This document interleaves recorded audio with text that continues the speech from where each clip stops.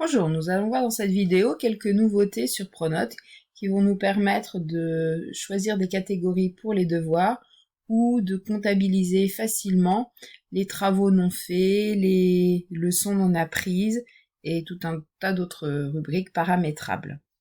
Donc on va commencer par regarder avec la version en ligne, mais vous avez exactement la même chose avec le client Pronote pour les collègues qui utilisent le client au lycée.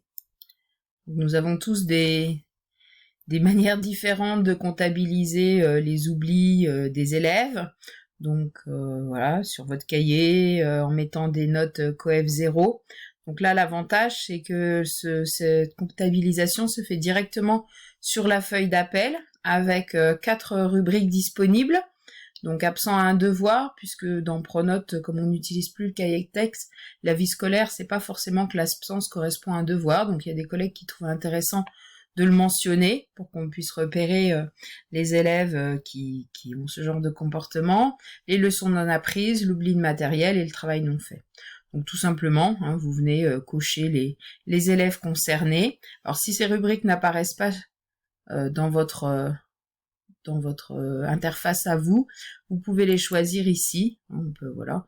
Ou s'il y en a une qui paraît non pertinente, vous pouvez la supprimer, rajouter celle qui vous convient le mieux dans vos usages habituels. Voilà. Et puis après vous cochez tout simplement et vous avez ici dans la colonne grise le nombre déjà d'oublis de l'élève. Je descends un petit peu par exemple, voilà. Dans la matière, si vous les avez les mêmes élèves dans plusieurs matières, ils comptabilisent dans la matière. Alors comment voir le récapitulatif? C'est ça qui est intéressant. Donc vous avez ici récapitulatif des rubriques de la feuille d'appel. Donc vous pouvez filtrer par classe.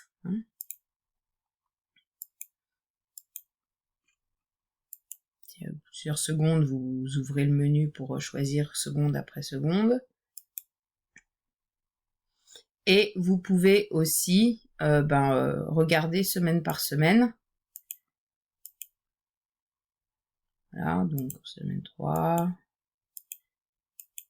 Les différentes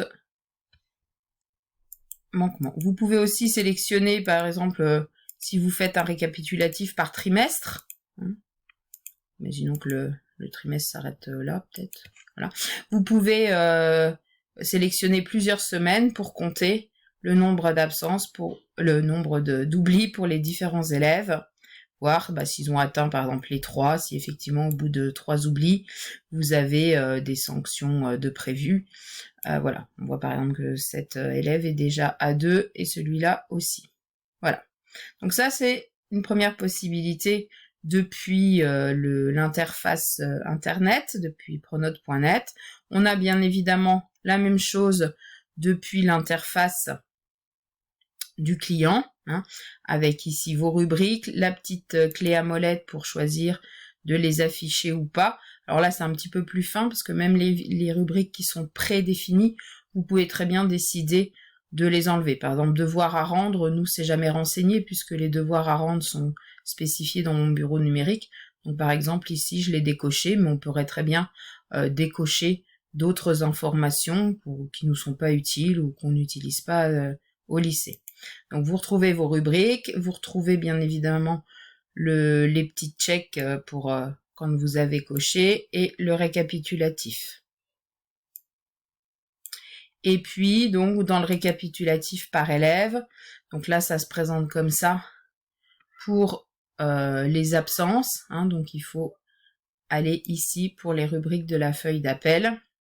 Donc là vous pouvez pareil sélectionner qu'une classe et puis vous pouvez un petit peu plus facilement avoir sur toute l'année, sur voilà. Et puis bien évidemment si vous voulez voir les noms, vous développez ici pour avoir le détail.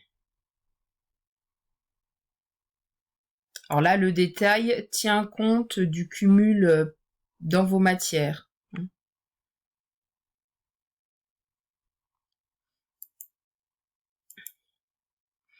Voilà pour ces rubriques travail non fait. Alors on va voir maintenant comment ça apparaît, puisque l'intérêt du décompte, c'est aussi que les élèves soient au courant du du nombre d'oublis ainsi que les parents. Donc on va regarder sur un compte élève à quoi ça correspond. Si on est à présent sur un profil élève ou un profil parent, on verra exactement la même chose. Donc sur la page d'accueil de Pronote, on voit très bien dans la partie absence et punition les différentes rubriques qui ont été renseignées et qui sont bien visibles. Ça évite d'avoir des petites notes de 1, de 2, de choses comme ça, coef 0. En plus, si on oublie de mettre le coefficient, voilà, les élèves savent nous le rappeler à l'ordre. Là, voilà, c'est une rubrique à part, ça apparaît clairement aussi pour les familles, et puis ça permet de dissocier des notes, et le récapitulatif est aussi pratique pour savoir à combien on en est, d'autant que le récapitulatif apparaît aussi on l'a vu, sur la feuille d'appel. Hein, donc, quand vous mettez le 3e oubli, par exemple, vous pouvez tout de suite derrière passer à la sanction si c'est la règle que vous aviez annoncée. Voilà pour cette rubrique. Alors, autre particularité, autre nouveauté.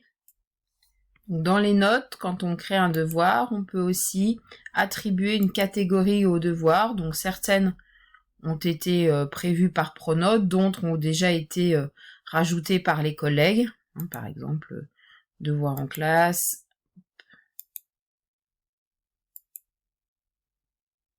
Le 6 novembre.